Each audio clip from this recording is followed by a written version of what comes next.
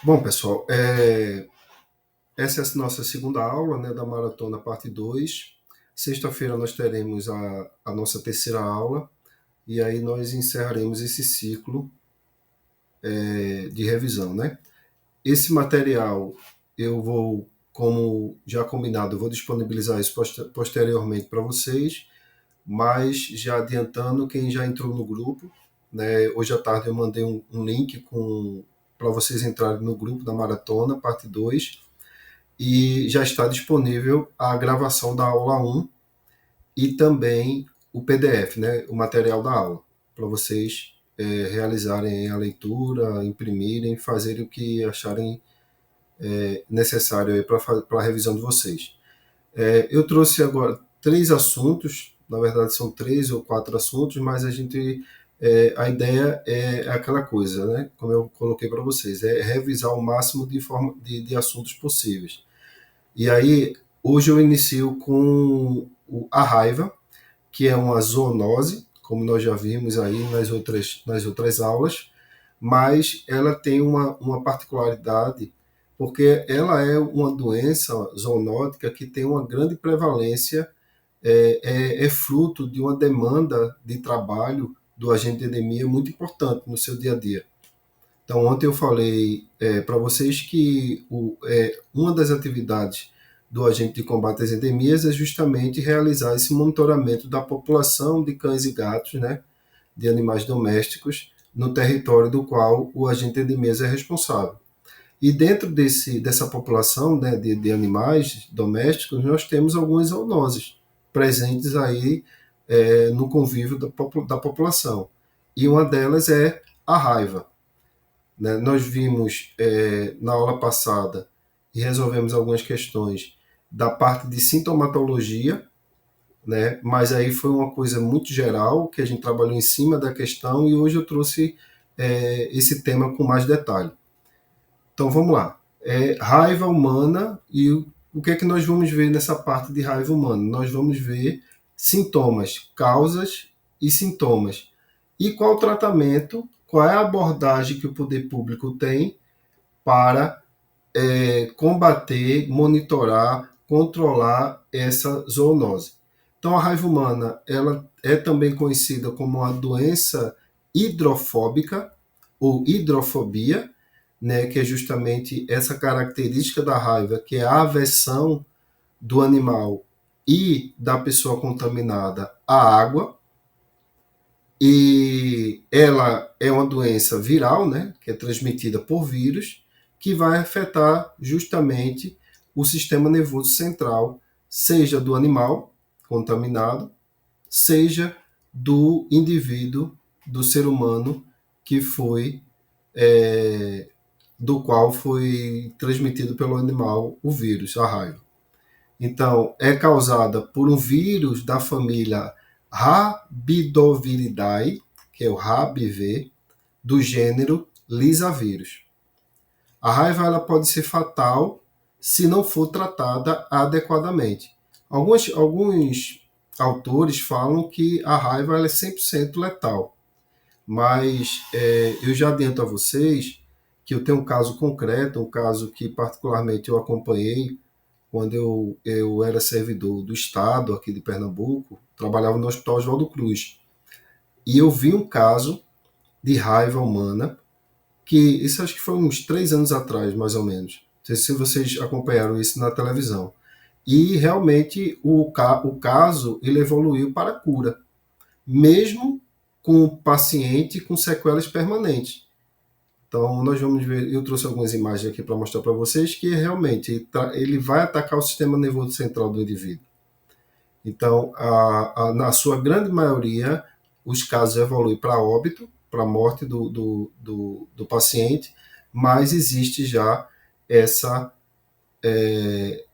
essa notificação, né, de um caso que evoluiu para cura desse indivíduo, mesmo sabendo que houve aí sequelas permanentes por conta do acometimento da doença. Então, a transmissão ocorre, como nós vimos, através da saliva, né? Nós discutimos isso numa questão específica, através da saliva do animal infectado, que geralmente esse contato com a saliva é através da mordedura, né? Através da arranhadura ou da mordedura desse animal.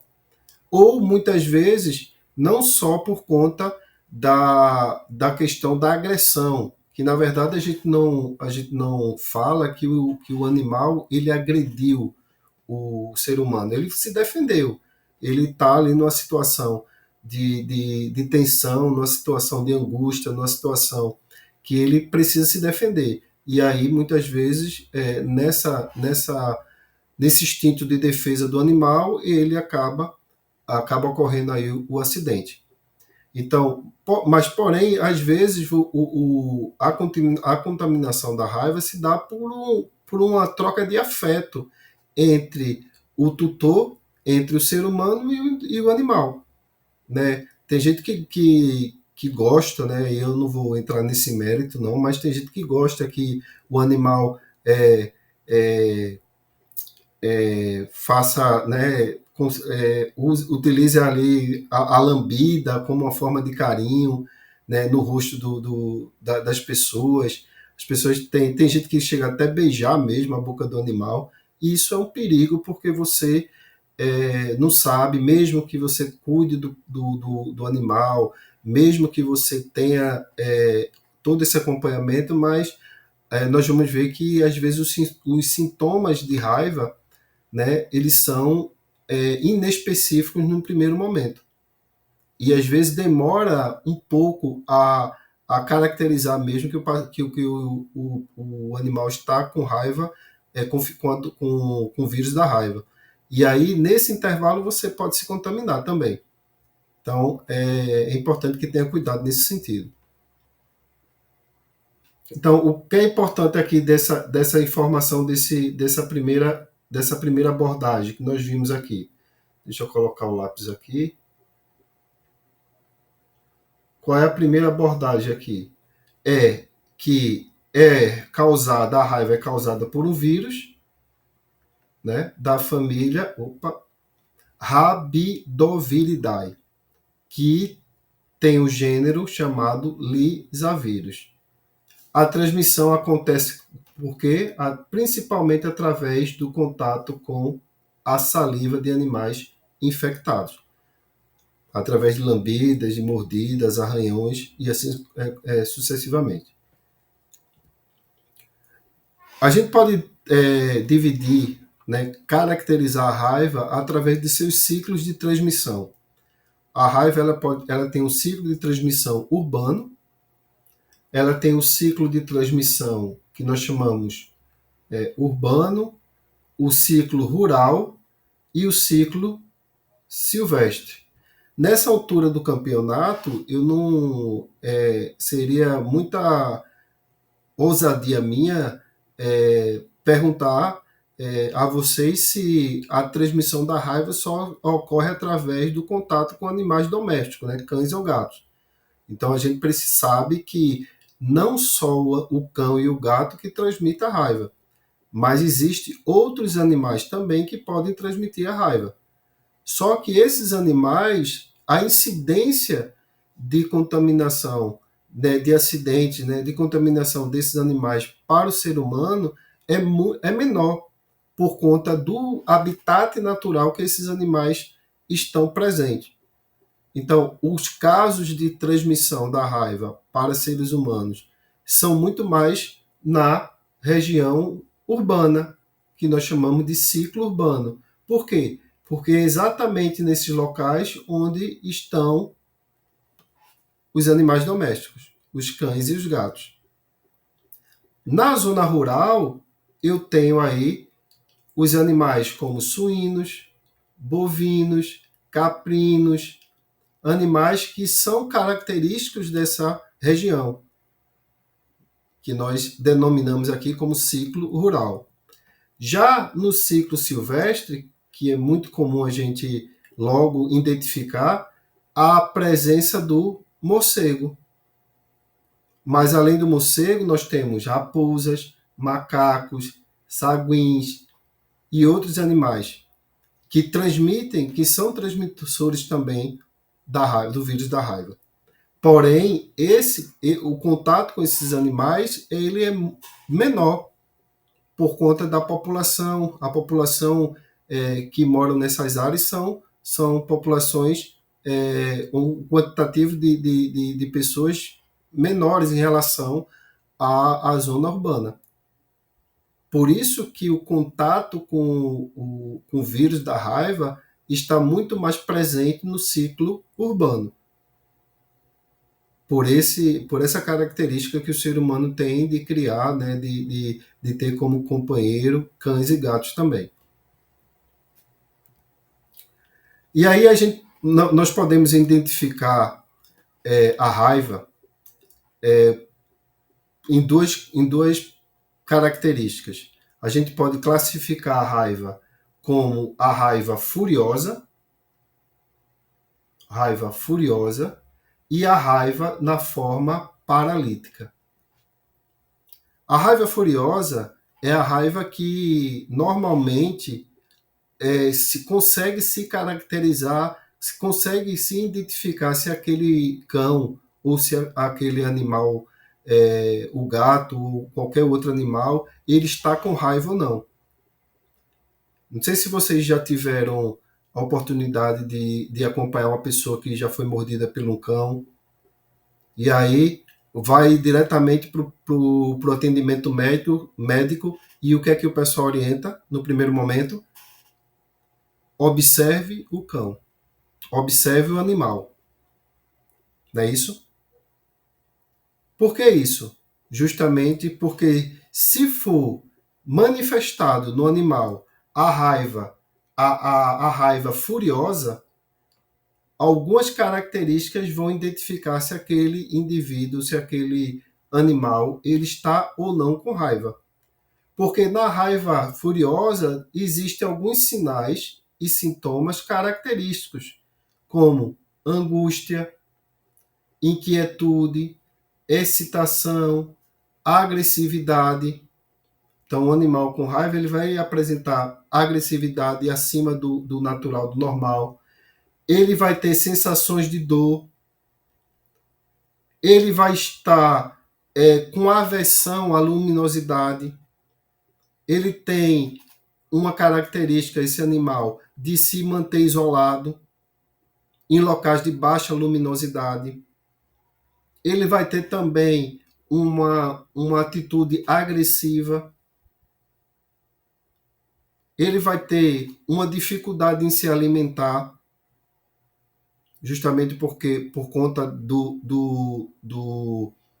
das alterações, né, do sistema nervoso central, que vai afetar outros órgãos também. Ele vai ter uma incoordenação motora. Ele pode chegar a crises convulsivas, paralisia, até culminar a morte. Então, tudo isso que eu falei aqui para vocês, ele acontece no intervalo crescente de tempo. Os sintomas eles vão na fase inicial. A gente não consegue identificar de fato, pode ser qualquer outro tipo de doença, o pessoal, a doença do carrapato, né? Pode ser algum problema, alguma comida que o cachorro comeu e aí não caiu muito bem para ele. Porque os sintomas eles vão evoluindo ao longo na medida que o tempo vai passando. Porém, essa fase, que é a fase furiosa, a raiva furiosa, ela tem uma facilidade razoável em você identificar se o animal está com raiva ou não. É a primeira coisa que o pessoal pergunta, né? Orienta, na verdade. Observe o animal. Se o animal apresentar essas características, muito provavelmente o animal ele pode estar com o vírus da raiva. Só que existe uma outra forma que a raiva ela pode se manifestar no animal, que nós chamamos de raiva paralítica. Essa raiva paralítica é uma manifestação do sintoma muito indefinido. E muitas vezes rápido, os sintomas, a sintomatologia é rápida, que o animal evolui para a morte, o animal vai a óbito e não consegue caracterizar de fato se aquele óbito foi ou não foi por raiva. Porque nessa fase paralítica existe, como o próprio nome já está falando ali, já sugere, o animal ele vai perdendo a capacidade de desenvolver os seus mecanismos de respiração, mecanismo de locomoção. E aí o animal, por conta dessa paralisia dos sistemas, né, circulatório, respiratório, cardíaco, ele literalmente morre por morte súbita. Isso acontece no intervalo muito pequeno de tempo. E aí o animal ele apresentou essas manifestações de excitação, agressividade, mas ele evoluiu para a forma paralítica da doença. E aí foi a óbito. Então, esses sintomas de cima aqui, da raiva furiosa, eles não foram identificados. Porque para a raiva furiosa existe a necessidade desses sintomas evoluírem. E aí, para a evolução, existe um período aí para que isso aconteça. Já na paralítica, não. As manifestações acontecem de forma súbita e, muito provavelmente, o animal vai evoluir para o óbito, para a morte. E aí você não identificou se aquele animal estava ou não com raiva. E é nessa forma que fica difícil de você, da pessoa que entrou em contato com esse animal, tomar medidas de prevenção, porque ele não identificou se o animal morreu ou não o animal morreu pelo vírus da raiva. E aí não procura a pessoa que foi agredida, né, a pessoa que sofreu um acidente com esse animal, não vai procurar o serviço de saúde. Ou demora, procura de forma tardia.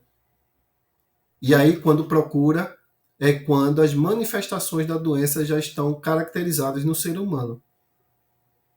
E aí, muitas vezes, essa procura tardia é o motivo de complicações que o vírus pode acometer o ser humano por conta da demora em receber atendimento adequado. Estão percebendo isso aí? Existe a grande maioria, a grande maioria, na grande maioria dos casos, você vai conseguir identificar por conta dessa característica aí que normalmente acontece nos animais que estão contaminados pelo vírus da raiva, que é a fase furiosa.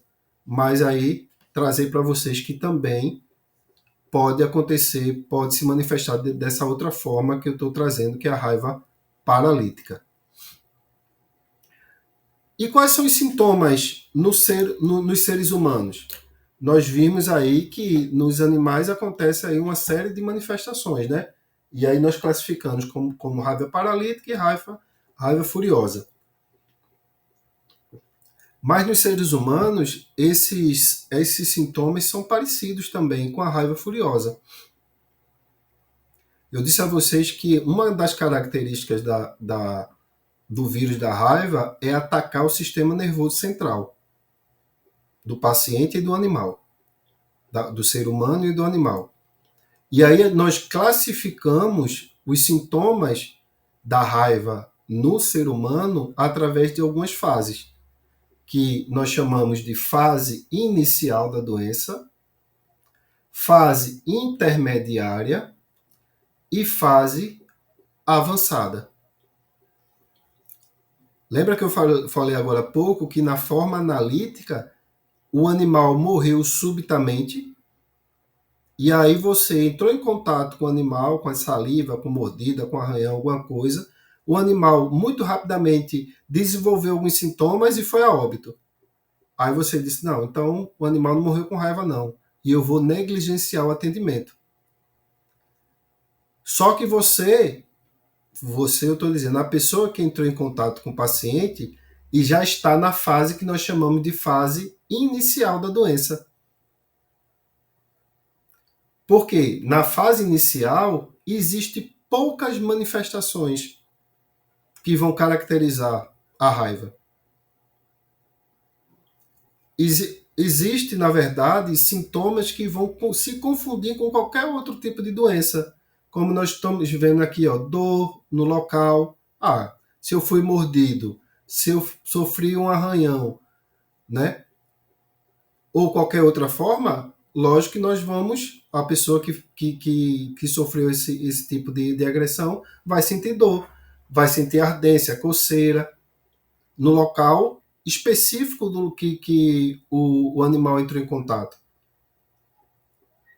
Então, são características da consequência na fase inicial, as alterações serão consequências do fato propriamente dito, da mordida, do arranhão. Só que essa fase inicial ela vai durar entre 2 a 4 dias. Passou-se essa fase inicial entre 2 e 4 dias, a pessoa contaminada irá entrar numa segunda fase que nós chamamos de fase intermediária. A fase intermediária já é uma característica dessa fase as manifestações de que o sistema nervoso central já não está funcionando de forma adequada. Porque nós temos aí episódios de alucinações, acompanhada de febre, que essa característica já vai dizer que a doença está evoluindo. Então percebam que na fase inicial é muito indefinido, pode se confundir com qualquer outra coisa. Na fase intermediária, aí eu já começo a direcionar. O paciente já se manifesta alterações no sistema nervoso central, que vai caracterizar aí a evolução da doença. Já na fase avançada, nós temos aí a pessoa manifestando uma característica da doença do vírus da raiva, que é a hidrofobia, a aversão à água. Medo de corrente de ar, espasmos. Essa figura que vocês estão vendo aí vai caracterizar bem os espasmos, né? Esses movimentos involuntários que o paciente tem, que é justamente o distúrbio do sistema nervoso central. Então, quando você, principalmente quando entra em contato com água, né, até o fato de consumir a água, de beber a água, pode causar esses espasmos aí, convulsões, e aí você já tem aí a fase avançada da doença. Como o pessoal que chegou depois, eu estava colocando que eu tenho um caso, eu acompanhei um caso concreto de paciente com raiva, quando eu trabalhava no Hospital Oswaldo Cruz, que eu era servidor do Hospital Oswaldo Cruz, pedi a exoneração do Estado, e aí eu vi, lá tem um leito, no Oswaldo Cruz tem um leito de paciente com raiva, tem um leito específico para paciente com tétano, tem um leito específico para paciente com leptospirose, é um hospital de referência, né? Hospital universitário de referência. Então eu acompanhei um caso concreto onde eu vi literalmente o paciente arqueado no leito. Esses espasmos, esses movimentos involuntários eram tão intensos que ele ficava arqueado no leito.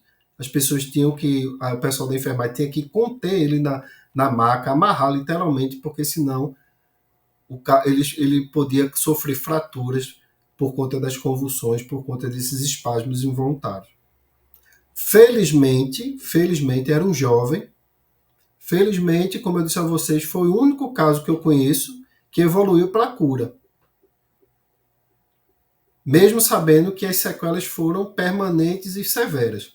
Mas o paciente não morreu nesse caso aí, não. Então, quais são as orientações que o Ministério, né, preconiza, o Ministério da Saúde preconiza no caso de acidentes, né, de mordeduras de animais com possíveis animais contaminados aí com o vírus da raiva?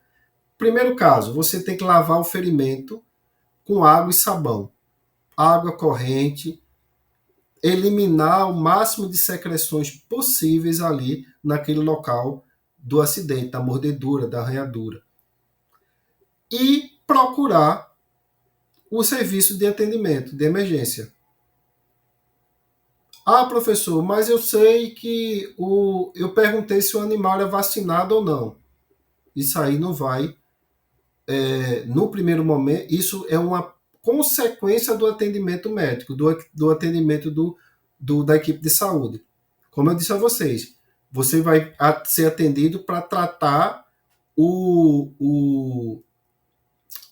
a ação que causou um ferimento, vai conter uma hemorragia, vai realizar um curativo. E aí a equipe médica vai dizer: conhece o animal? Consegue localizar o animal? Vamos observar o animal. Para justamente verificar se o animal ele vai desenvolver a forma furiosa ou a forma paralítica da doença. Então, esse, na verdade, é o terceiro ponto aí.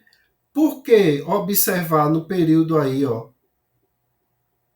de pelo menos 10 dias? Lembra que eu falei para vocês que a fase inicial de uma pessoa contaminada pelo vírus da raiva vai durar entre 2 a 4 dias. Só que aquela fase furiosa da doença no animal, ele pode variar até de 1 a 2 semanas. Então, os sintomas vão evoluindo à medida nesse animal que está contaminado. Eles vão apresentando sintomas que vão se somando, mas no primeiro momento ele fica prostrado, o animal fica bem quietinho. Então, isso pode chegar até 2 semanas. Por isso que a orientação pelo menos, no período de 10 dias, você observar o animal. E aí, quais são as medidas que devem ser utilizadas? Primeiro, observar o animal, como eu falei para vocês, principalmente no momento que você fornece água ou alimento. Porque, lembra que eu falei na raiva furiosa? Uma característica do animal com raiva é o quê? É a aversão a líquidos, hidrofobia. E aí, se ele não está querendo se alimentar, provavelmente você vai ter que ter uma cautela maior e avaliar outras manifestações, outros sintomas. Sempre deixar, na medida do possível, um animal isolado, num local seguro e que não cause sofrimento a ele. Opa! Ih, rapaz, explodiu alguma coisa aqui. Chegou, me assustei aqui. Deixa eu tirar aqui rapidinho, gente, rapidinho. Tem alguma coisa que deu um curtozinho aqui, acho que é nessas lâmpadazinhas aqui. Opa, deixa eu botar aqui. Rapidinho.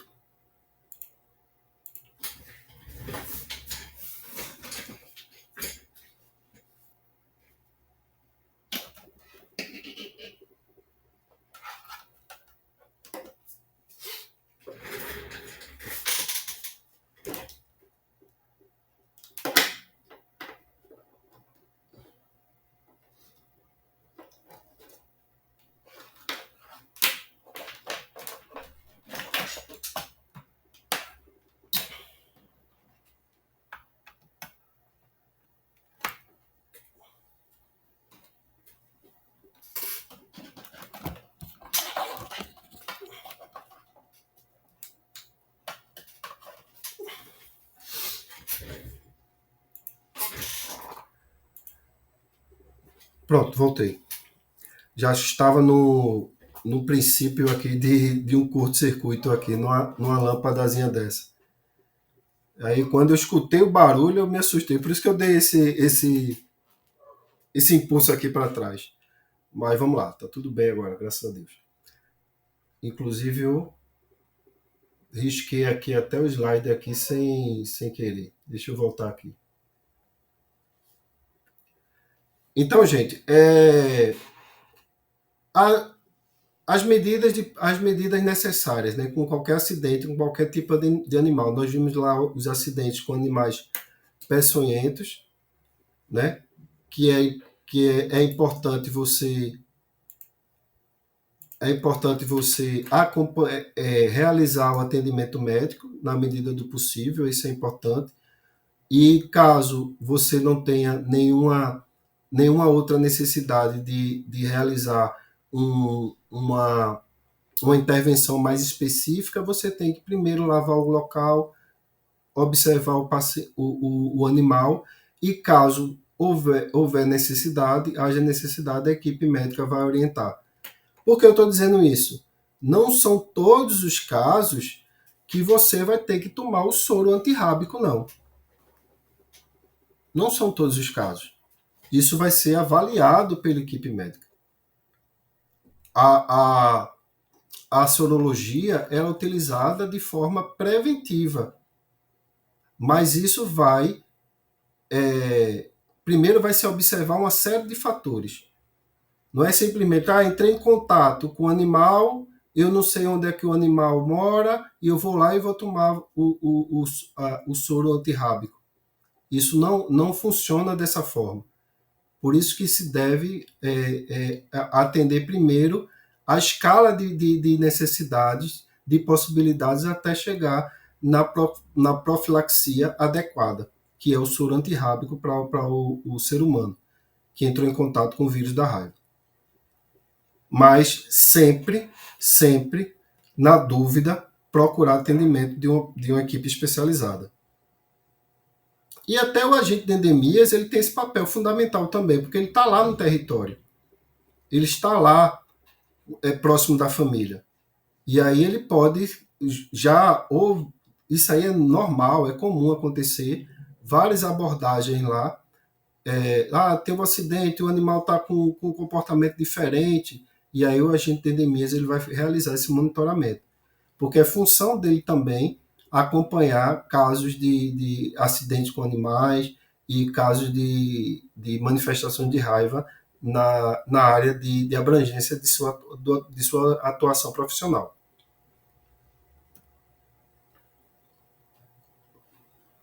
Tranquilo? Deixa eu clicar aqui. E como é que se trata aí? Eu disse a vocês, o tratamento ele é profilático. E ele pode acontecer em duas formas no ser humano, né? Lógico, né? A forma pré-exposição e a forma pós-exposição. A forma pré-exposição é justamente através da vacinação de pessoas com alto risco de contato com o vírus da raiva. Quem são esses? Agente de combate às endemias é um. O agente de combate às endemias ele não tem contato com os animais no seu dia a dia, dentre suas diversas funções, então ele pode, de uma forma preventiva, receber aí a vacina contra o vírus da raiva. E eu tenho aqui a vacinação pós-exposição, que é indicada a pessoa que tenha sofrido mordida, mesmo que o animal seja considerado saudável.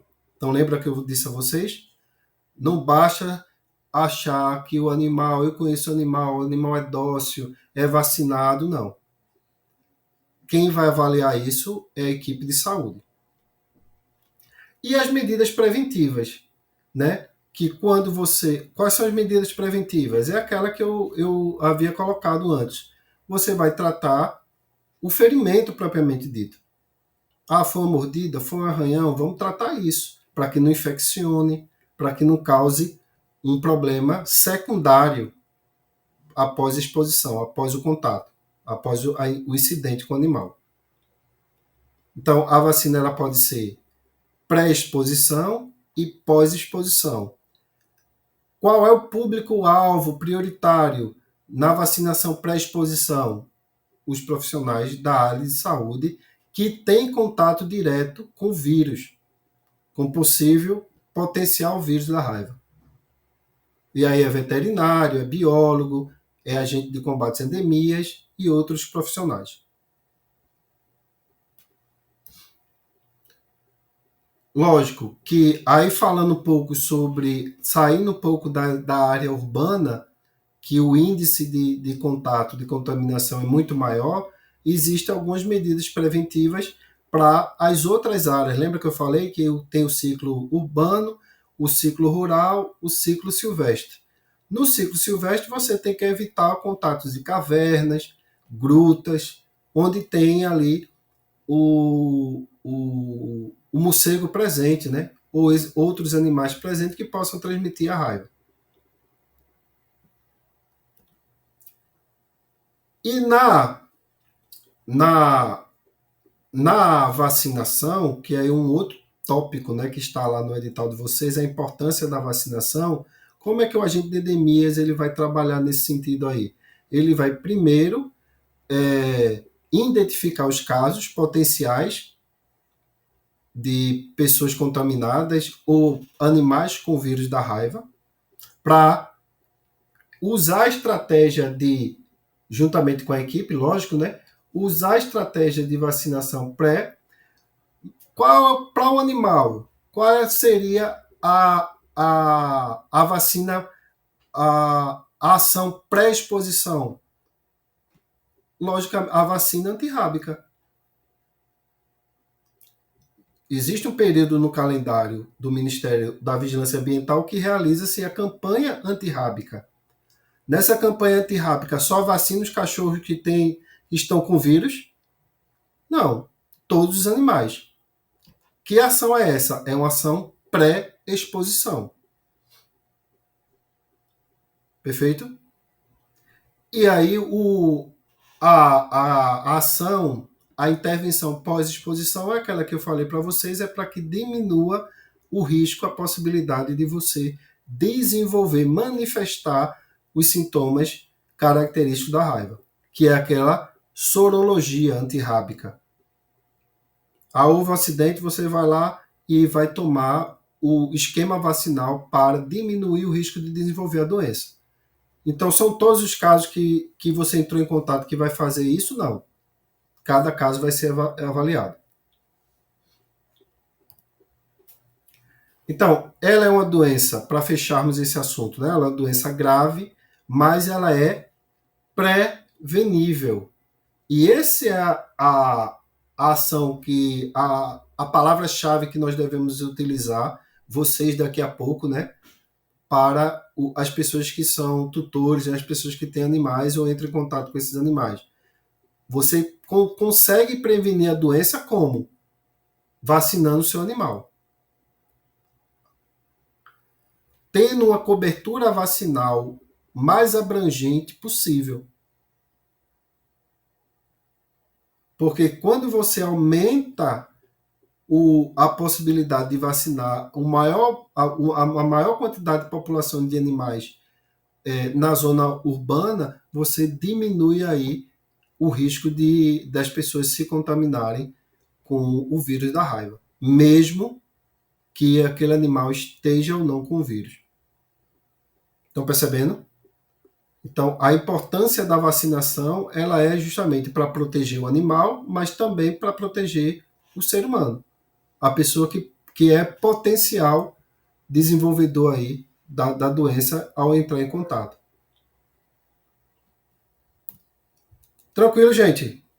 Para raiva, foi o máximo de informação que eu trouxe para vocês, justamente para vocês não ficarem com raiva de mim.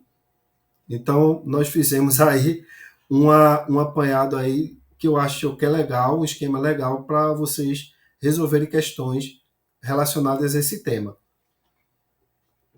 que eu já posso garantir a vocês que vai cair uma questão sobre raiva. Ah, professor, se eu tenho bola de cristal, alguma coisa, não. Mas eu sei que vai cair uma questão sobre raiva. Isso aí é certo. Não tenho dúvida. E aí, com isso, para a gente avançar, eu vou entrar no outro tópico do nosso edital, que poucas pessoas estão levando, se importando. Ah, tem muito assunto, tem muita coisa que se confunde com um assunto ou outro. Eu vi até um professor de um cursinho aí, que eu não vou dizer o nome, dizendo assim, só estude doenças, que só cai doença em prova de endemias. Então a gente vai usar de uma estratégia um pouco diferente. A gente vai estudar o máximo de conteúdo possível. E o que cair a gente vai estar preparado para resolver. E aí nós temos um tema do nosso edital, que é análise do território de fatores biológicos e não biológicos que causam risco à saúde humana. Olha que a FCC faz. Traz uma coisa totalmente genérica. Isso aí faz parte de uma cartilha do Ministério da Saúde, da Vigilância Epidemiológica, que fala sobre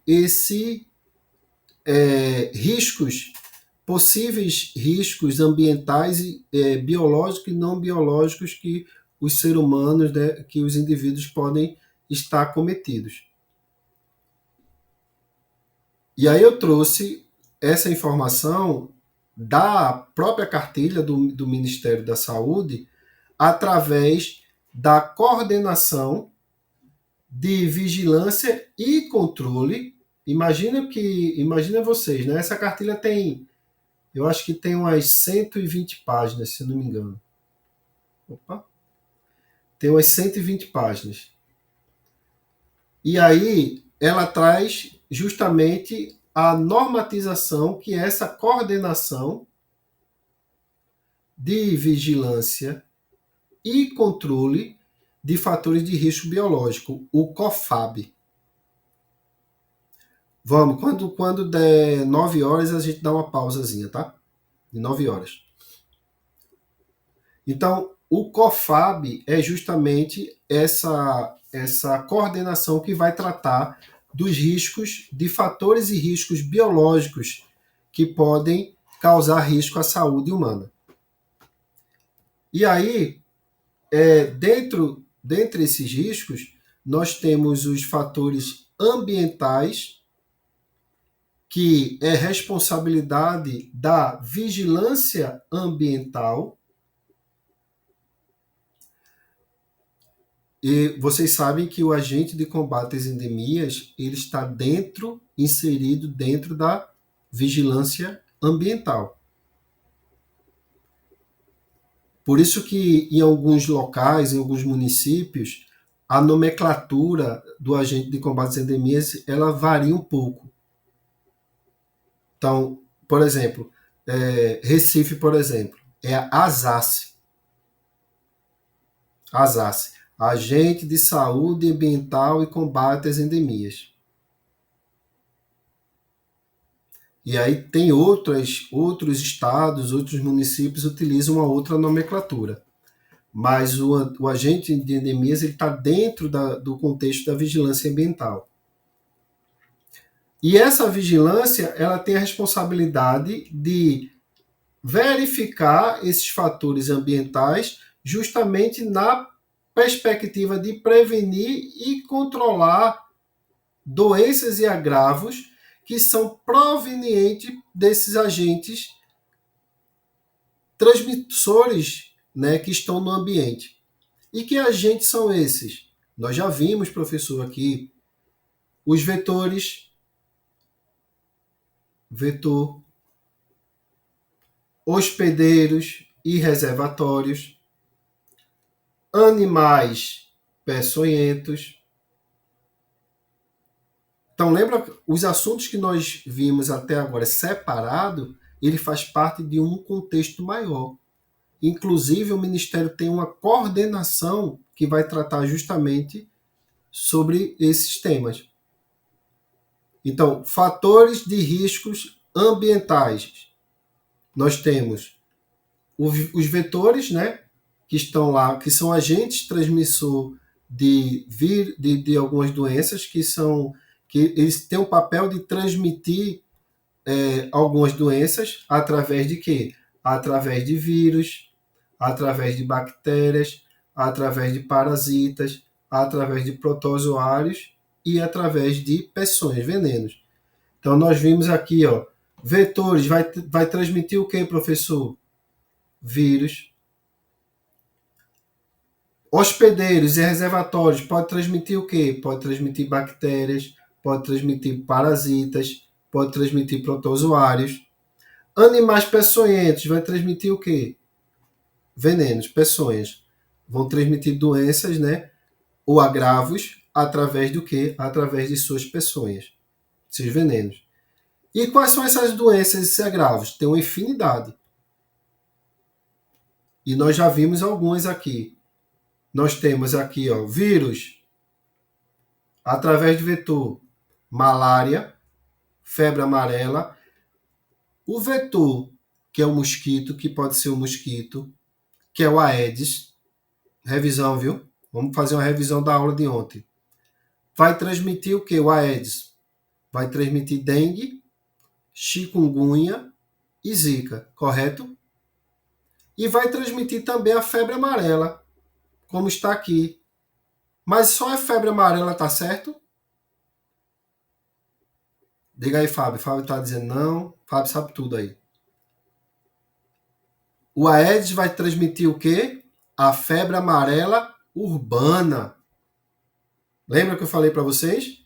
Tem que ter cuidado nisso, que é pegadinha de prova.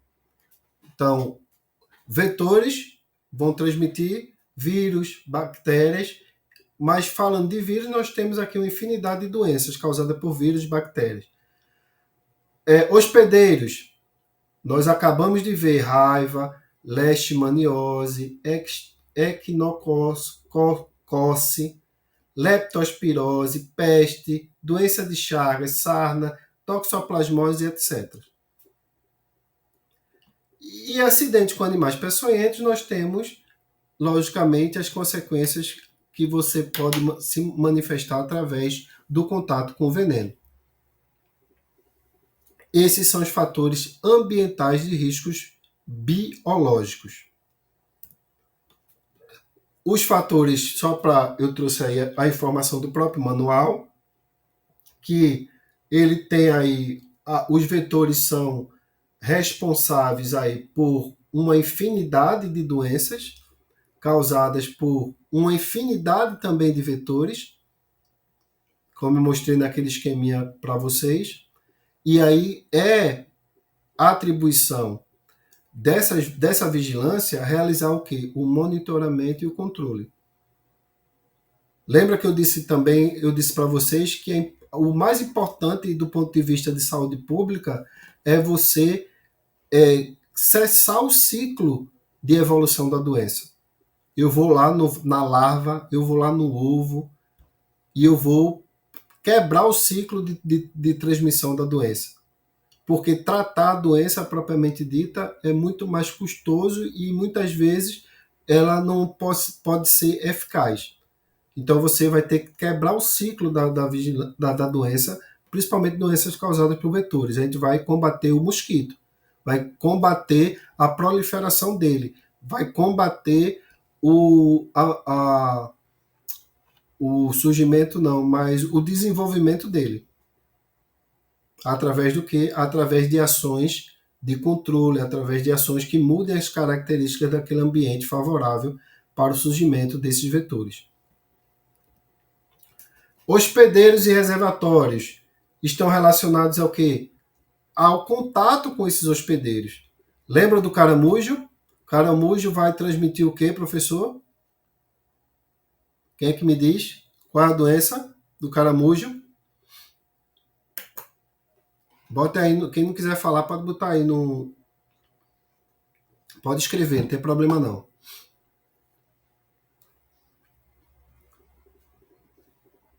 Qual é a doença responsável, onde a doença que é desenvolvida, que não é transmitida, tá? O caramujo não transmite a doença. Ela vai, ele vai agir como hospedeiro, reservatório para que aquele protozoário, aquela bactéria ou ela se desenvolva. E qual é a doença? Ninguém vai dizer não, é? Barriga d'água, como é? Muito bem, Rúbia. O Rúbia salvou a pátria aqui. Já tava ficando com medo, já tava tremendo já. Pelo amor de Deus, foi a aula de ontem. Obrigado, obrigado. Obrigado por me responder. Eu não me sinto só aqui, não. Então vamos lá. Então, esse controle dos reservatórios, né, do contato com esses reservatórios que são potenciais aí causadores dessas doenças. E os animais peçonhentos também, que faz parte desse acompanhamento de riscos biológicos, né, que possam ocasionar os acidentes com animais peçonhentos. Então, tudo isso faz parte, como eu falei a vocês, de uma política maior através de uma coordenação que controla isso. E também, dentro daquele tema maior de riscos biológicos e não biológicos, que possam, fatores biológicos e não biológicos que possam causar risco à saúde dos seres humanos, da população, nós temos uma coordenação, o Ministério da Saúde tem uma coordenação que vai tratar os riscos não biológicos. Até então, disse a vocês que existe uma coordenação que vai acompanhar, que vai monitorar os riscos biológicos, que são justamente causados por organismos, vírus, bactérias, protozoários e assim vai. Mas também existe o CONAB, que é essa coordenação que vai cuidar do controle de fatores de riscos não biológicos que possam causar algum problema aí para a saúde pública da população. E que fatores são esses? Fatores ambientais que não são necessariamente biológicos, mas que podem desencadear aí alguma manifestação de doença secundária proveniente desses riscos. Então, que risco? A questão da moradia, de como essas pessoas vivem. Tem saneamento básico? Como é que está a qualidade do ar? Como é que está a qualidade da água? As pessoas consomem água tratada? As pessoas utilizam água corrente para os seus afazeres domésticos? A pessoa tem um bom saneamento básico? Tem um sistema de esgoto? Tem banheiro? Eu, como agente comunitário de saúde, já me deparei com várias situações de casas que não tem banheiro na região metropolitana, aqui em Recife. Não é no interior, não. É no Recife. Já cheguei em casa que não tem banheiro. O pessoal faz aquele famoso pombo sem asa, né? Que o pessoal fala, né? E isso acontece. Isso não é difícil de acontecer, não. De identificar, não. E tudo isso vai contribuir para o quê? Para que potencialize os riscos não biológicos, porque no primeiro momento não estão relacionados a algum organismo, mas são consequências socioeconômicas, fatores sociais que vão contribuir para que esses riscos aconteçam. Além dos desastres, né? Nós vimos aí agora há pouco a questão lá daquelas enchentes lá no Rio Grande do Sul. Aquilo ali foi ponto de partida para uma infinidade de doenças decorrentes daquele contato daquela população com aquela água durante um período prolongado ali. Então, esses são fatores ambientais de riscos não biológicos. O que é que a gente precisa identificar? saber diferenciar o que é risco biológico e o que é risco não biológico. Quais são os fatores de risco, fatores ambientais de riscos não biológicos e biológicos? Quais são os biológicos? Aqueles causados por algum organismo, vírus, bactérias, protozoários, acidentes com animais peçonhentos. E quais são os não biológicos? Aqueles provenientes do que? Da forma que aquela população está vivendo ali naquele ambiente. Como o ambiente vai proporcionar, potencializar esse risco. Tranquilo? E aí, para a gente ir dar um intervalozinho, a gente avança só um pouquinho. De 9,5 a gente dá uma paradinha. Tá bom? Aqui eu trouxe para vocês aqui, ó, esse diagramazinho dos riscos ambientais, que é o ar, a água, o solo, que vai ocasionar uma série de doenças e agravos. Eu trouxe aqui a qualidade da água para consumo, o que é que vai proporcionar aí a cólera, a febre tifoide, a amebíase, as diversas diarreias, algumas hepatites, doenças infecciosas parasitárias, uma série de situações. Qualidade do ar, o que é que vai ocasionar, né, as doenças respiratórias. Qualidade do solo, como é que vai se dar aí, como vai contextualizar, se a gente tem um solo que é rico em agrotóxicos, esse solo é contaminado por esgoto, por alguma substância nociva, que consequentemente vai causar risco à população. Os desastres naturais, acidentes naturais, como eu falei para vocês, enchentes, incêndios, seca, tudo isso são potenciadores aí, fatores ambientais que possam causar esses riscos à população. Com isso, a gente vai dar um intervalozinho e voltamos.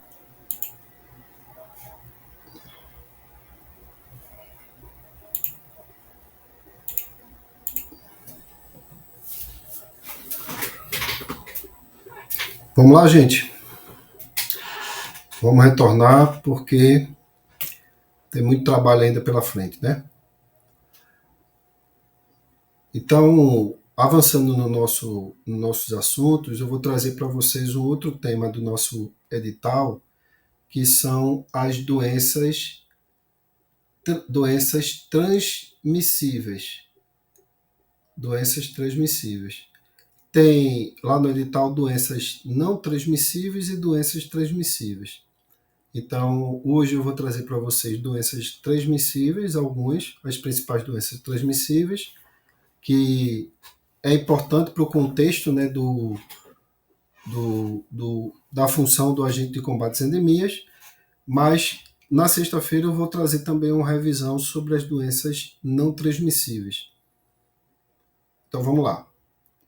Quais são essas principais doenças? A primeira, importante, mas não tão mais importante do que as outras, é a tuberculose.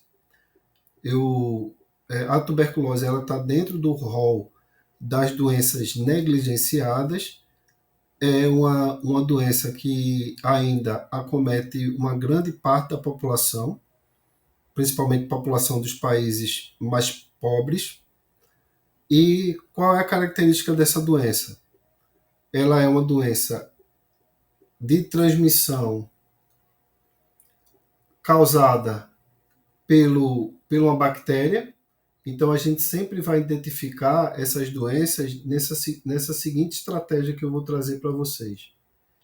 A gente vai identificar se é uma doença causada por vírus ou bactérias.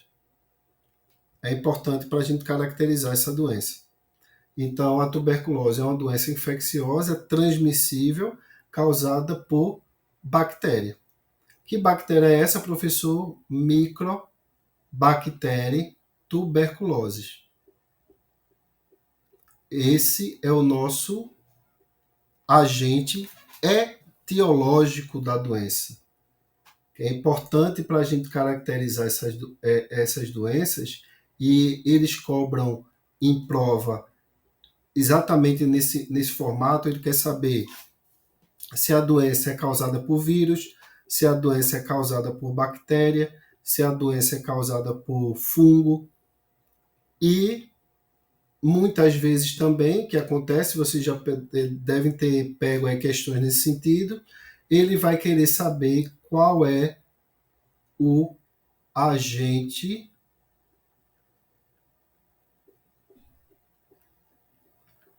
etiológico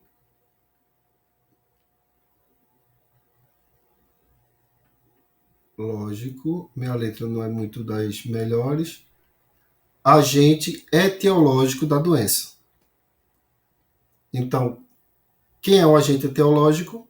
Microbactéria, Bacterium tuberculose.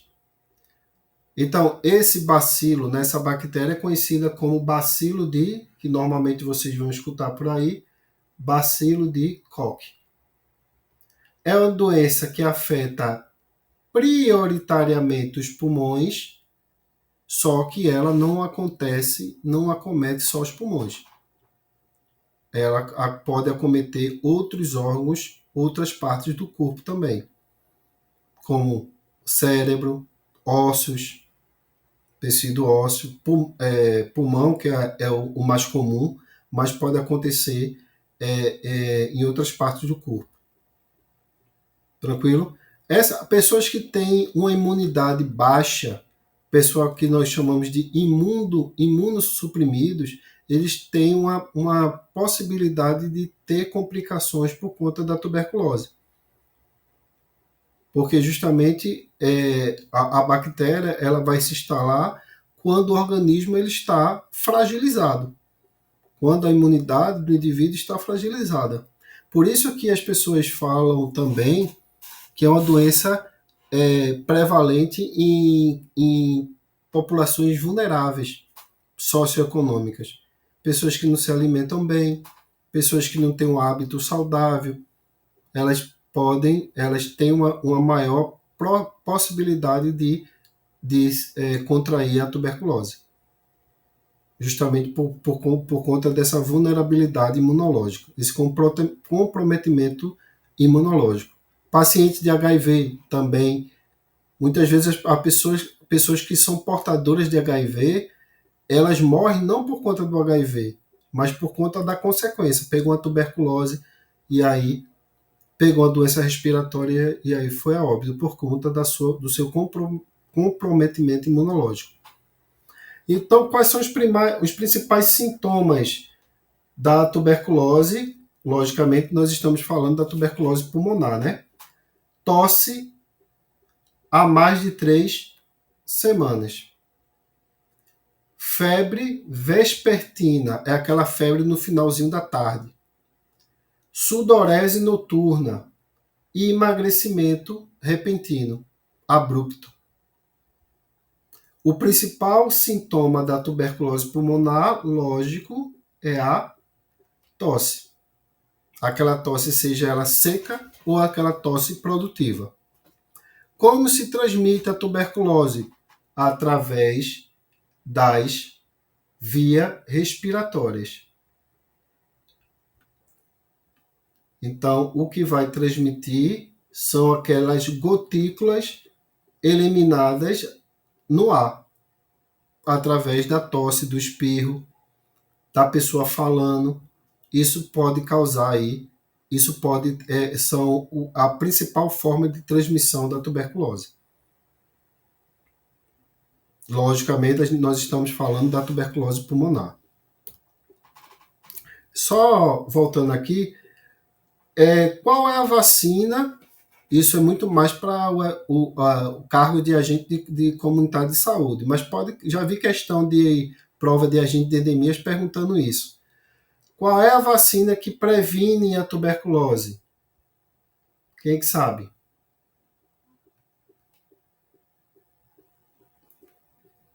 Ninguém? Qual é a vacina que se toma no calendário vacinal que vai prevenir a tuberculose? É a nossa BCG.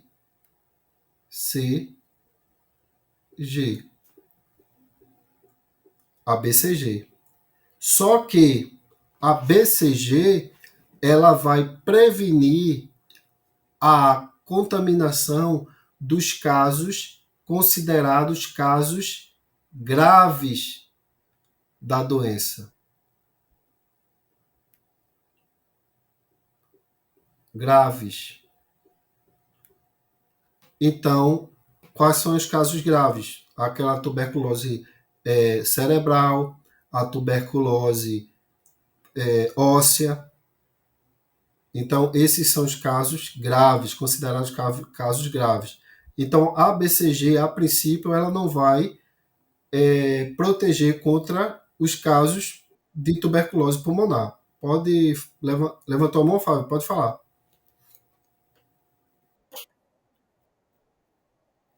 Só, nos, só um momentinho, Fábio. Só um momentinho. Pode repetir, por gentileza. Isso.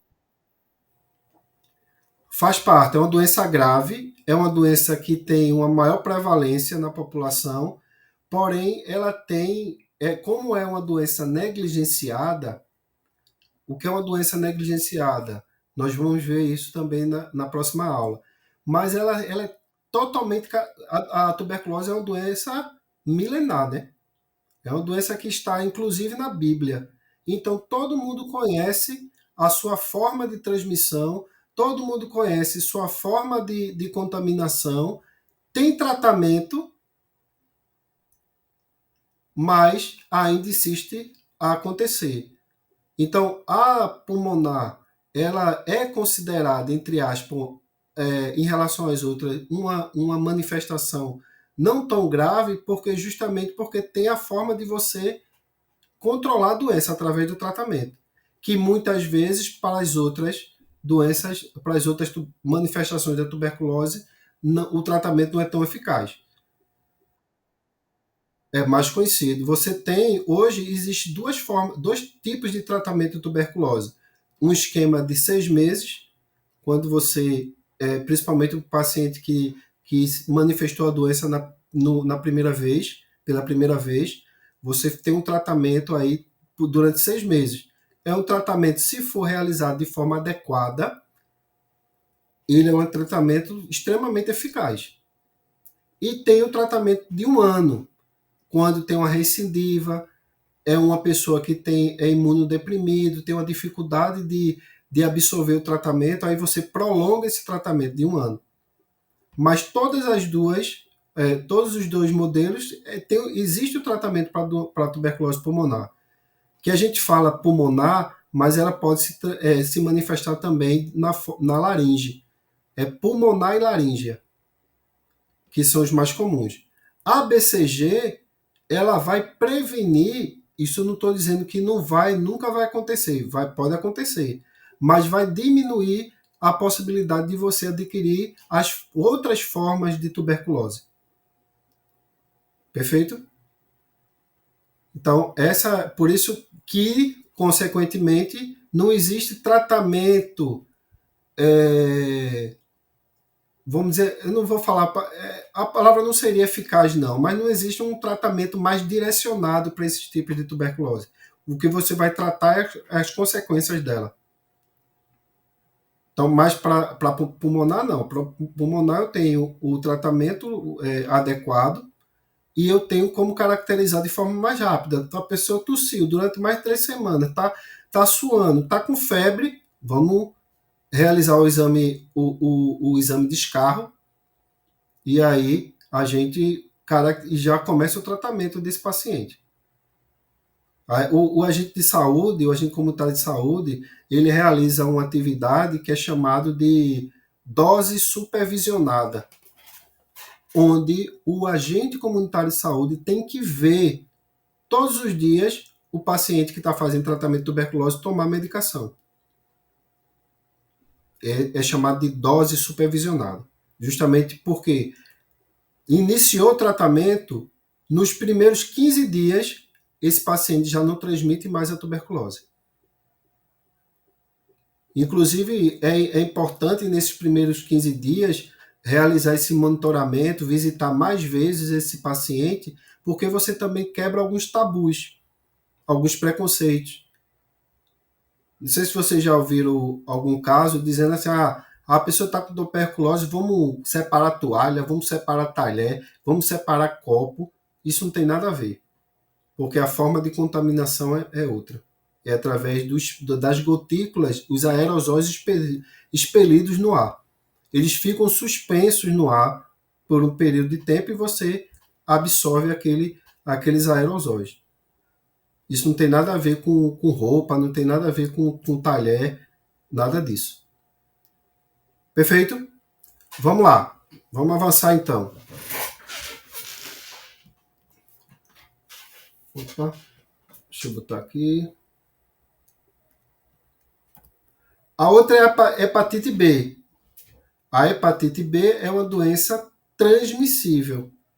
Ela é transmissível por quê? Por qual agente? O agente transmissor da hepatite B é o vírus. Lembra que eu estou colocando isso para vocês fixarem aí, porque isso vai cair na prova de vocês, é caracterizar se essa doença é transmitida por vírus, bactérias, protozoário, fungos, etc. Então, a hepatite B é transmitida por vírus, causada por vírus. Nós sabemos que existe 5 tipos de hepatite: a hepatite a hepatite B, a hepatite C, a hepatite D e a hepatite E. Perfeito? Da B para D são doenças causadas por vírus. A e a E, a transmissão é via retal, anal e fecal, através de contato com fezes contaminadas. Perfeito? Mas vamos nos ater aqui para a hepatite B. Então, a maioria dos casos, elas não apresentam sintomas específicos e ela tem um diagnóstico muitas vezes tardio. A principal forma de prevenção da hepatite é através do esquema vacinal, preconizado pelo Ministério da Saúde. Lembra lá aquelas 3 doses da hepatite que tem um reforço? Principalmente vocês, que daqui a pouco vão assumir como agentes de combate às endemias, vão ter que atualizar o calendário vacinal. Se não tomou hepatite, se está em dúvida, tem que tomar, porque é uma doença importante que o profissional de saúde ele esteja com o esquema vacinal atualizado. Existe uma forma de transmissão da hepatite que nós chamamos de transmissão vertical, que é aquela que é transmitida da mãe para o filho durante a gestação ou parto. Esse tipo de transmissão ela pode ser evitada desde que você tenha aí a gente não vai debater vacinação não, viu? Não vai debater porque é uma polêmica, principalmente depois após a pandemia, houve uma polêmica aí. Eu, como profissional da área de saúde, só para deixar, eu como profissional da área de saúde, principalmente na função de agente comunitário, eu sou totalmente a favor da vacinação. Totalmente. Mas a gente não vai entrar nesse mérito, não. Tem gente que tem medo da agulha também, né? Tem medo das agulhadas lá, né? Mas, vamos lá. A forma de você prevenir a hepatite é através do esquema vacinal, da vacinação. Tá? A hepatite ela pode se desenvolver por 2 formas. Através da hepatite aguda ou hepatite crônica. A hepatite aguda é quando a infecção ela tem curta duração. A hepatite B, ela não tem cura. A principal forma que você vai prevenir o vírus da hepatite é através da vacina. Fábio está falando da agulha, né, Fábio? Então, olha, o que é que nós vamos levar aqui como palavras-chave para a gente resolver questões de hepatite? É transmitida por um vírus, a forma de prevenção é a vacinação e ela pode se manifestar de forma aguda ou crônica. Existe uma forma de transmissão, que é a forma vertical, que é aquela que é transmitida de mãe para filho, e a hepatite B não tem cura. Vamos lá. O HPV. HPV, o que é HPV? É a sigla em inglês que vai traduzir o papiloma vírus humano. Responsável pela infecção através do quê? Através do ato sexual. O HPV ele tem uma característica importante porque ele é responsável por quase todos os casos de câncer de colo de útero. Então, sempre um diagnóstico, a grande maioria dos diagnósticos por câncer de colo do útero estão relacionados ao papiloma vírus humano. Então, esse vírus pode se manifestar através de verrugas genitais, anogenitais, na região genital e anal. E a depender do tipo do vírus,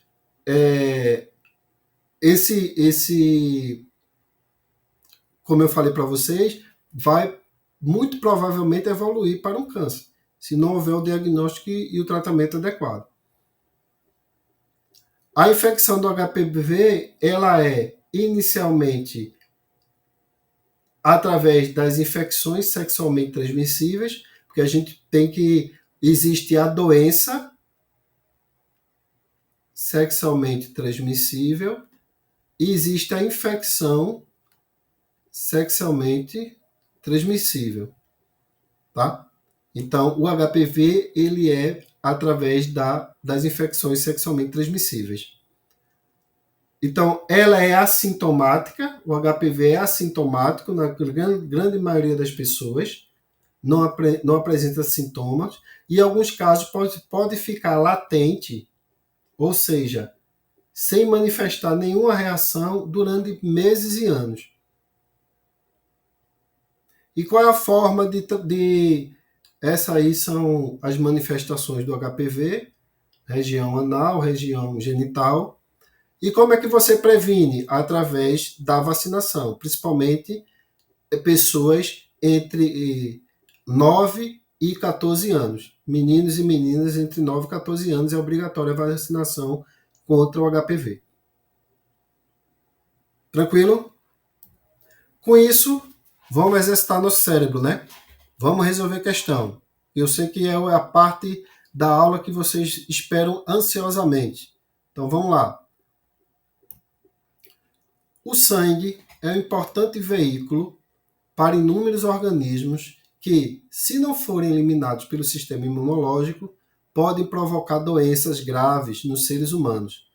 Assinale a alternativa que não corresponde a uma doença transmitida ou adquirida pelo sangue. Então, ele quer uma doença que não é transmitida ou adquirida pelo sangue. Já vou adiantar que essa questão é polêmica. Tem polêmica aí. Mas vamos resolver a primeira questão. Qual é o gabarito aí, pessoal? Ele está dizendo que a letra A, hepatite, não é transmitida pelo sangue. Ele está dizendo que a doença de Chagas não é transmitida pelo sangue. Ele está dizendo que a sífilis não é nem adquirida nem transmitida pelo sangue. A malária não é nem adquirida nem transmitida pelo sangue e a rotavirose também não é. Gabarito é 5 segundos. Vamos lá. O rotavírus são eliminados em alta concentração nas fezes. Olha, fezes de pessoa infectada. Então, o rotavírus não pode ser. A transmissão se dá por via fecal e oral. Há também possibilidade de ser transmitida por outros modos, como gotículas respiratórias e alimentos. Então, o nosso gabarito é letra E, rotavirose. Entre as alternativas, a única que não é transmitido pelo sangue. Porém, porque eu estou dizendo que essa questão é polêmica? Lembra que eu disse a vocês que existe quantos tipos de hepatite? A, B, C, D e E. E que a única que não é transmitida pelo sangue aqui é a A e a E. A B e a C e a D, sim. Só que a questão ela não foi específica aqui. Ele generalizou. Ele tratou hepatite como se fosse todas aqui. Perfeito? Se ele tivesse colocado aqui hepatite A, aí seria uma doença que não era transmitida pelo sangue. Se ele tivesse colocado aqui hepatite E, também não seria. Como ele generalizou, a gente vai sempre buscar a alternativa que ela é mais correta. Mais correta. Ou mais errada se estiver pedindo errada. E nesse caso aqui, o gabarito é letra E. Próxima questão. O agente de combate às endemias deve utilizar indicadores socioeconômicos e culturais em seu trabalho para... O que é que deve fazer aí? Ele deve determinar a eficácia dos medicamentos distribuídos na comunidade. É papel dele. Priorizar intervenções em comunidades com maior nível educacional. Quer dizer que o endemia só trabalha no local que o pessoal tiver curso superior. Se não tiver curso superior, ele não trabalha não.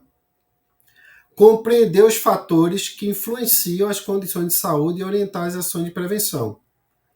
Dentre as assertivas, pode afirmar que a afirmativa A, apenas a 2 e a 3 estão incorretas. A B, apenas a 1 e a 2 estão corretas. A C, apenas a 3 está correta. E a D, a 1, a 2 e a 3 estão corretas. Qual é o nosso gabarito? Fábio já disse aqui, letra C. Gabarito, letra C. Lógico que não é papel de endemias verificar a eficácia do medicamento distribuído na comunidade.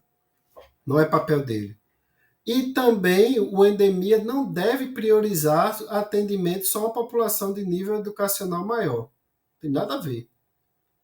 Então, só nos resta aí a assertiva 3, que diz que fatores que influenciam nas condições de saúde e orientar as ações de prevenção. Alternativa letra C. Tem aqui a fundamentação para vocês darem uma olhada, que está no manual do Agente de Combate às Endemias, dentro da Política Nacional de Atenção Básica, e nós iremos para a próxima questão. Tuberculose. A tuberculose pode ser causada por qualquer uma das 7 espécies que integram o complexo. Entretanto, do ponto de vista sanitário, a espécie mais importante é a... O que é que ele está dizendo aqui? Que existem 7 espécies de causadoras da tuberculose.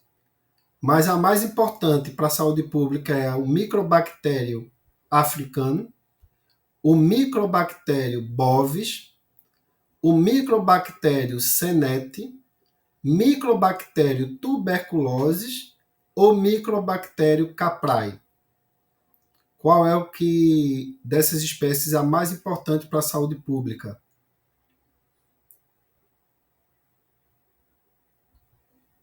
Perfeito, Rúbia. Microbactério tuberculose, que é aquela que transmite a tuberculose, causadora da tuberculose pulmonar, né? Aqui está dizendo que a tuberculose pode ser causada pelas 7 espécies que integram o complexo microbactério tuberculose. A tuberculose, a bovis, a africanus, a canete, a microte e a pinnipede e a caprae.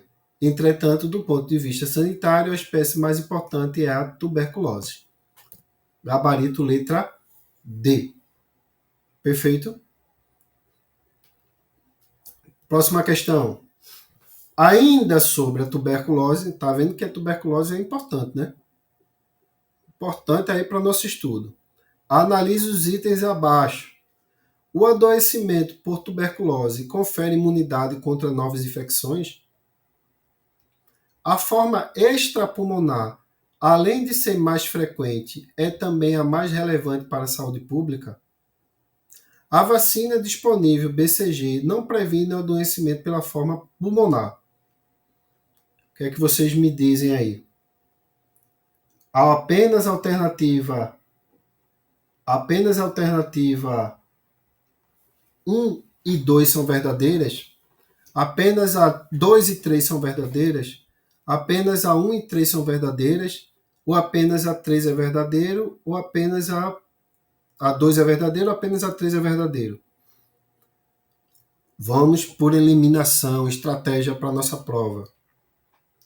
Ele está dizendo aqui, ó, que se a pessoa adoecer por tuberculose, automaticamente ele fica imunizado, ele não vai contrair mais tuberculose. É verdade isso? Pegou tuberculose, eu fico imune. Então, o pessoal está tudo respondendo aí, né? Aí, olha aqui, ó. A forma extrapulmonar é aquela que não acomete os pulmões em si, outras regiões, outros órgãos. É a mais frequente? Não, né? E nós vimos que a mais frequente é a pulmonar. Por isso que ela tem uma relevância para a saúde pública.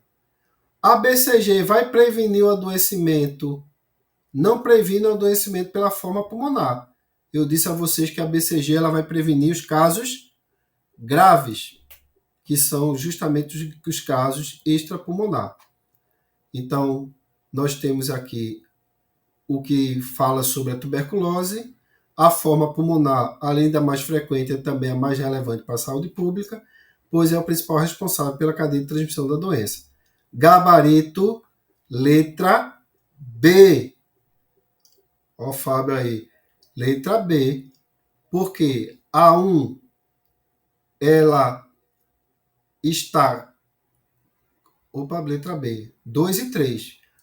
A forma extrapulmonar, além de mais frequente, Opa, aqui tem um erro aqui, né?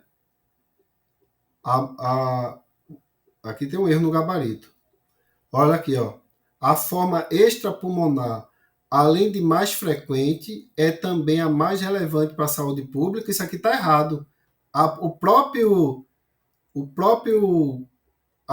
fundamentação está dizendo aqui. Eu pego a prova e o gabarito. Aí a gente discute o gabarito aqui. Né? Isso aí é questão de prova, tá? Eu nem sei se foi anulado ou não. Então aqui, ó, vamos resolver agora.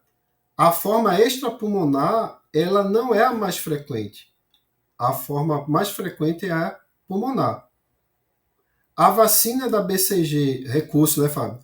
Provavelmente essa questão deve ter entrado para o recurso. A vacina BCG não previne o adoecimento pela forma pulmonar. Isso aqui está certo. E a TB, ó, olha o que está dizendo. Não, o adoecimento por TB não acomete, não confere imunidade contra as outras infecções. Então, o que nos resta aqui, como verdadeiro, é o quê? A alternativa é gabarito, aqui, ó. Vamos corrigir em tempo real. Gabarito é de escola. Tranquilo? Então, a gente vai sair preparado, inclusive, para questionar e contestar gabarito de prova de questões anteriores. Certinho? Vamos lá. A fase crônica da chikungunya caracteriza pela persistência dos sintomas por um período superior a... Isso aí é outra forma do examinador, de quem vai fazer uma prova, querer acabar com a vida do concurseiro, né? Da pessoa que vai realizar a prova, né? Quando fala em data, quando fala em tempo, quando fala em período, é complicado, porque você vai, não tem jeito, tem que decorar. Ele está dizendo que a fase crônica da chikungunya persiste, é a persistência dos sintomas superior a doença no paciente pode evoluir em 3 fases. A fase febril e aguda, após aguda, pós-aguda e crônica. Estão dizendo aqui, Jaqueline. A fase aguda, a doença tem duração de 5 a 14 dias. A fase pós-aguda tem um curso de até 3 meses. Se os sintomas persistirem por mais de 3 meses, inicia-se a fase crônica. Então, é outra forma de interpretar. Tudo que for a mais de 3 meses é crônico, não é? 6 meses é maior do que 3 meses. Então, por que não é letra D, professor? Porque ele está dizendo que o ponto de partida de uma fase para outra é justamente os 3 meses. Eu caracterizo uma fase para outra através desse gatilho. Qual é o gatilho? 3 meses. Então, o gabarito é letra A, 3 meses. Quando eu inicio os 3 meses, eu já tenho uma fase crônica sendo instalada. Perfeito? Então, gabarito, letra A, tempo, prazo, não tem como fugir, realmente tem que decorar aí. São transmissores da espaço, sendo a lutisomia longipalpis a principal espécie transmissora. Que alternativa preenche corretamente a lacuna? São transmissores da... Aí eu já coloquei aqui para vocês. Diptérios da família do Psychodidae, da subfamília dos Pelebotominae, eu me enrolo para falar esse nome, viu? São os transmissores da leishmaniose. A lutisomia longipalpis é a principal espécie transmissora. Então, nós temos aqui a leishmaniose,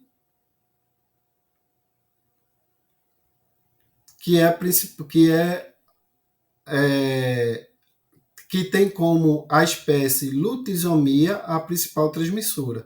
Então, é o que está completando aqui a lacuna. Então, gabarito é letra B. Por que eu trouxe essa questão? Porque eu quero que vocês tenham como fixação aí o agente etiológico da doença, que é muito importante para a prova de vocês. E aí ele traz aqui uma característica da doença na região do estado do Mato Grosso do Sul e Goiás. Então, é leishmaniose, que tem como a lutisomia longipalpis a principal espécie transmissora. Essa foi difícil, Fábio. Essa foi difícil. Mas a vida da gente não vai ser fácil, não. Mas é bom assim porque a vitória ela é mais consistente. Mas aí é bom, tem tudo aí a fundamentação para vocês revisarem depois. Próxima questão. Qual a bactéria é responsável pela infecção da sífilis, por sífilis? É o Treponema palladium, é o Neisseria, é o Haemophilus ducreyi,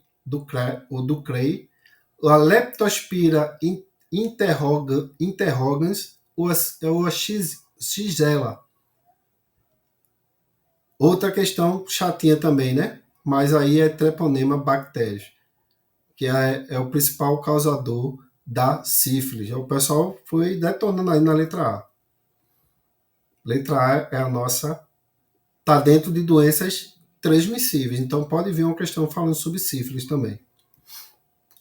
8. A febre amarela.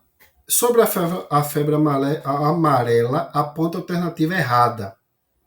Então, ele quer o quê, meu povo? Ele quer a alternativa errada. O vírus da febre amarela é um arbovírus do gênero Flavivírus. Os mosquitos são considerados verdadeiros reservatórios do vírus da febre amarela. Nos mosquitos não há transmissão de forma vertical. Apenas as fêmeas transmitem o vírus. No ciclo urbano, a transmissão ocorre a partir de vetores urbanos infectados. Então, o que é que nós sabemos de febre amarela aí? Não há transmissão de pessoa para pessoa. O vírus é transmitido pela picada do mosquito, transmissores infectados. Apenas as fêmeas transmitem o vírus, pois o reparto sanguíneo promove nutrientes essenciais para a maturação. Então, o nosso gabarito é... Opa! Ah, tá. Ele falou que no B, das fêmeas, deixa eu ver. Apenas as fêmeas transmitem o vírus. Ah, ele quer errada, desculpa, tá? É errado, tá vendo? Até eu me perdi aí. Por isso que é bom você marcar lá em cima, ele quer errada. O ciclo urbano, a transmissão ocorre a partir de vetores urbanos infectados. No ciclo urbano, aqui embaixo, ó, ocorre a partir de vetores urbanos infectados. No ciclo urbano, a transmissão ocorre a partir de vetores urbanos infectados. No ciclo, a transmissão ocorre a partir de vetores urbanos infectados. Então, o que é que está errado aí nessa questão? Vamos identificar mais uma questão polêmica aqui para a gente. Vamos identificar aqui o que é que está errado aqui. Isso aqui está certo. Isso aqui está lá no manual do Ministério da Saúde. Isso aqui está certo. O ciclo urbano, a transmissão ocorre a partir de vetores infectados. Então, aqui está certo. Apenas as fêmeas transmitem os vírus, também está correto. Nos mosquitos não há transmissão na forma vertical. Aqui, ó. Nos mosquitos a transmissão também ocorre na forma vertical. Então isso aqui está certo. Vamos lá, vamos chegar lá. Os mosquitos são considerados os verdadeiros reservatórios do vírus da febre amarela? Isso. Eles são os reservatórios da febre amarela. E para finalizar, por eliminação das outras alternativas, que qual é o mosquito responsável pelo... Qual gênero do mosquito responsável pela transmissão da febre amarela? Qual é? Tá aqui, ó. Vamos olhar aqui?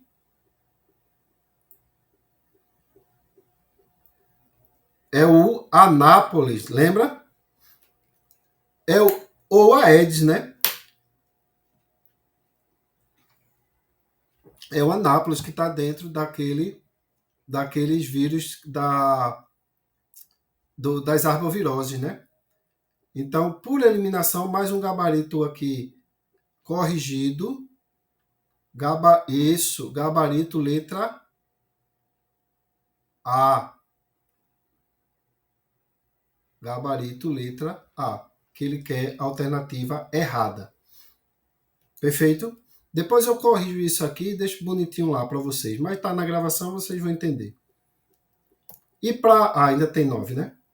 É uma doença /grave de notificação compulsória semanal. O botulismo é uma doença de notificação compulsória semanal. Isso aqui é uma outra questão que você não tem jeito. Eu coloquei inclusive a tabelinha aqui, ó, para vocês decorarem isso. Isso aqui vai ter que decorar. Doença de notificação compulsória tem que decorar. Que com certeza vai cair uma questão falando sobre isso.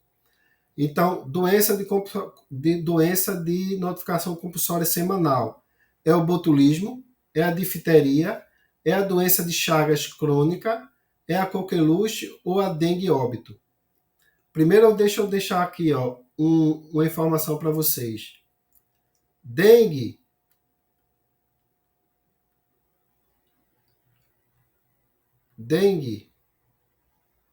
se for óbitos, a notificação é imediata.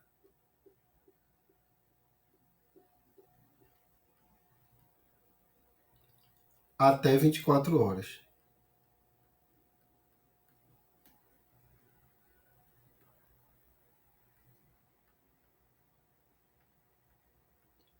Se for casos de dengue, a tabelinha diz que a notificação tem que ser semanal.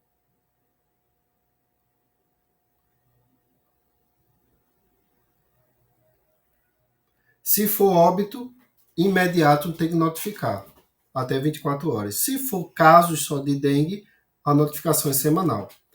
Mas o que é que ele está dizendo aqui? Ele está dizendo que é óbitos, dengue óbito, então não é semanal, é imediato. Qual é a que está dentro da nossa tabela que a notificação é semanal? É doença de Chagas, doenças crônicas de Chagas, letra C. Como é que eu sei isso? Olha na tabela, não tem jeito. Por isso que eu digo a vocês, pega essa tabela, imprima, tira uma foto, coloque lá na cabeceira de vocês e leve até o dia da prova. Inclusive, se for o caso, dá uma revisada antes de entrar na sala. Porque aí é decorar, infelizmente não tem como ser diferente.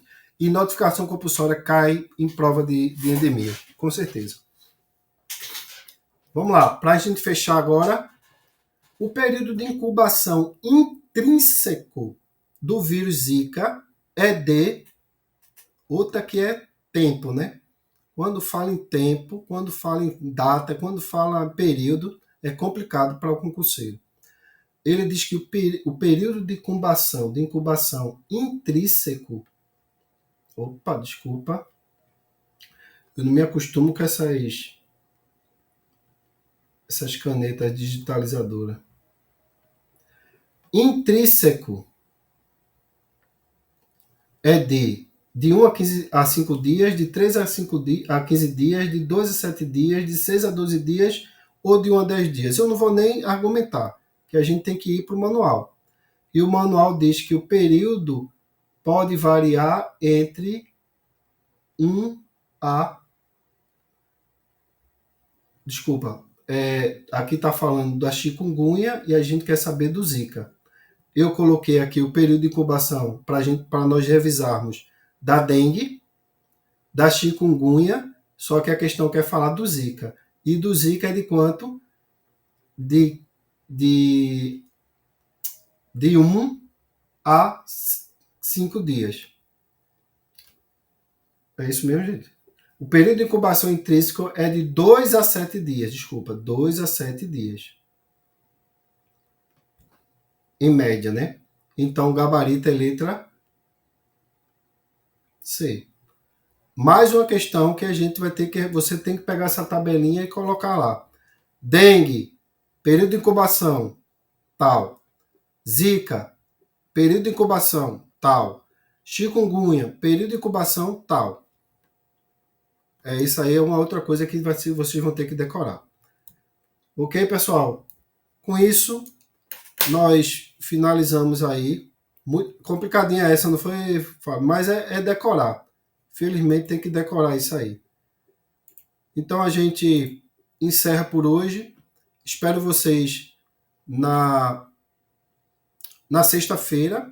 Sextou estudando, né? Que a gente só vai ter sextou quando a gente tiver com o primeiro salário da Prefeitura de Jaboatão no bolso. Então, enquanto isso, não tem sextou não, viu? Sextou é estudar. E aí eu encontro vocês na próxima sexta-feira e dizer que o material amanhã eu vou disponibilizar lá no grupo, tá bom? Tanto a aula gravada como o PDF. Tá bom, gente? Boa noite. Felicidades aí para todos. Até mais.